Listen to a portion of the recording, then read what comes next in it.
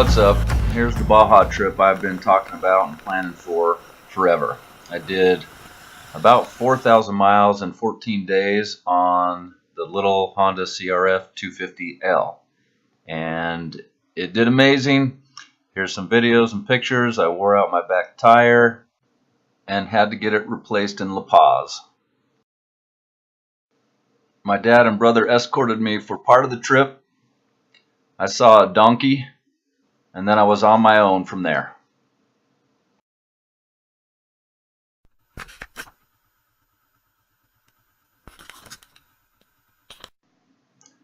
The food was excellent. I was never disappointed with that. I had plenty of tacos, and I had some carne asada for Thanksgiving all by myself.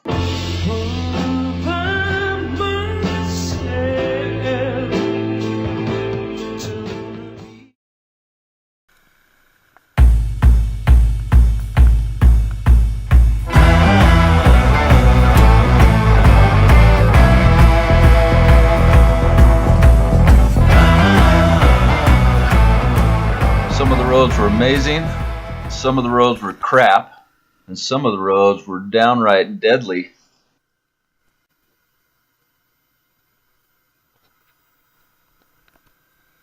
I wouldn't sit with the straw and inhale the fumes. I met some excellent people doing amazing stuff, You gotta have copper in your diet. and that was kind of the highlight of the trip. Really impressed with the people I met and the things that they taught me and helped me not feel alone.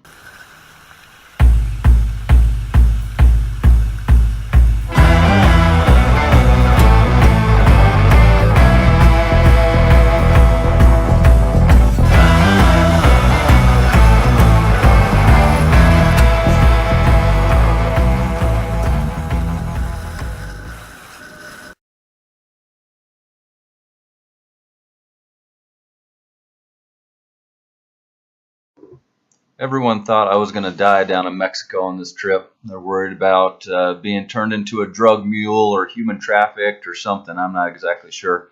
But I wasn't too concerned about my safety, and there weren't any situations where I felt uncomfortable or concerned.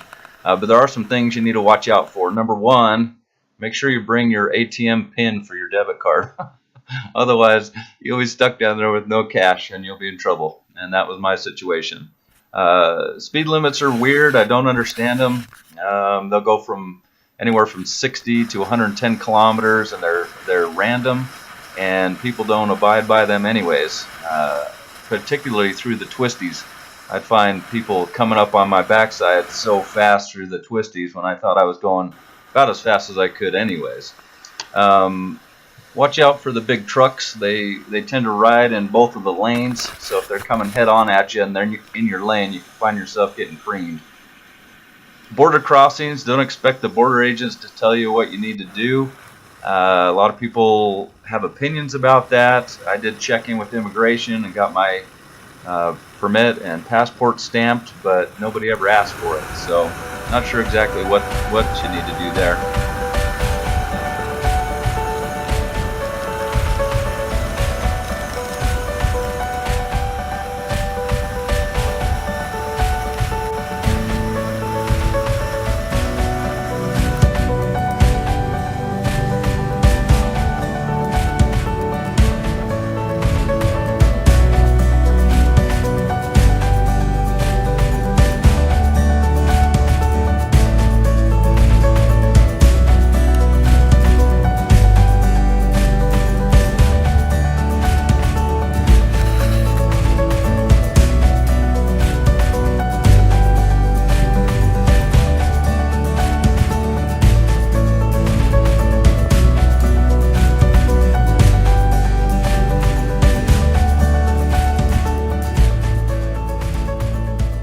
One of my main points of doing this trip was to start cutting my teeth to get some real adventure chops. At some point, I want to ride from Prudhoe Bay in Alaska all the way down to the end of Argentina and do that whole Pacific Coast Highway.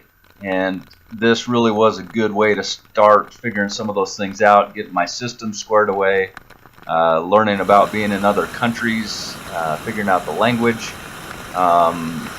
And Baja really is an adventurous place. There's dirt roads that go off everywhere. I'm sure you could spend months and months and months exploring this area. So it really was a good spot for me to start figuring myself out and figuring out how to do some of this motorcycle travel.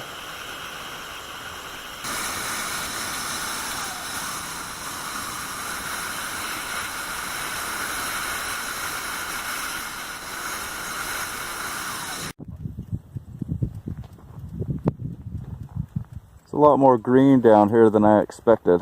I'm just really surprised, but it's beautiful. Some places are very deserty, but a lot of green stuff like this. Love it.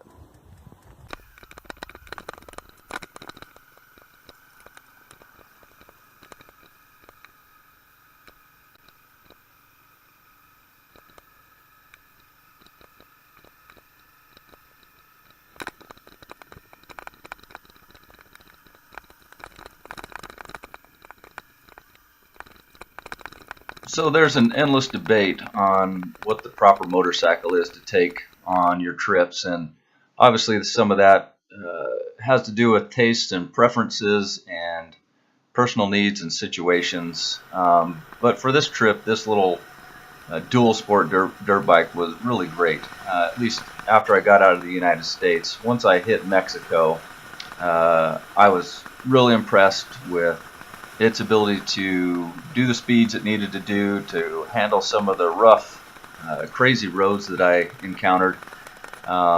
You can do, most of the guys I saw down there were on bigger bikes. You got your KTM 1290s down there and your BMW 1200s, GSs down there, and then there's me on a little 250 dirt bike, and it did everything I needed it to do.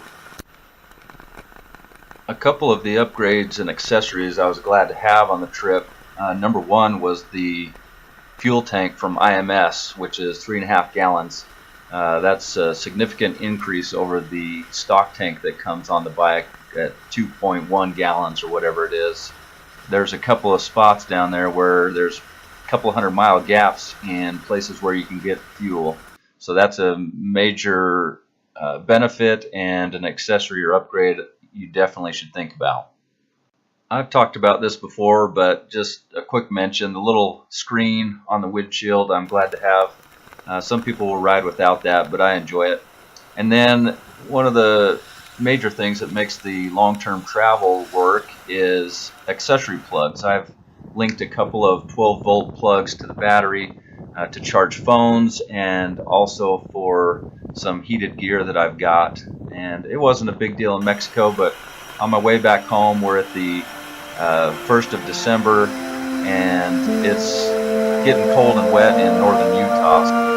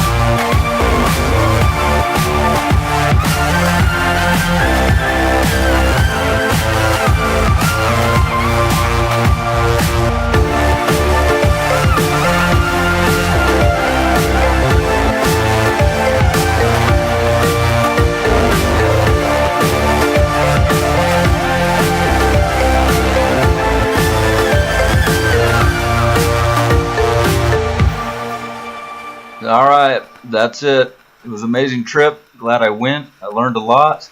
Happy with how everything turned out, and that I'm not a human trafficked drug mule. Anyways, see ya.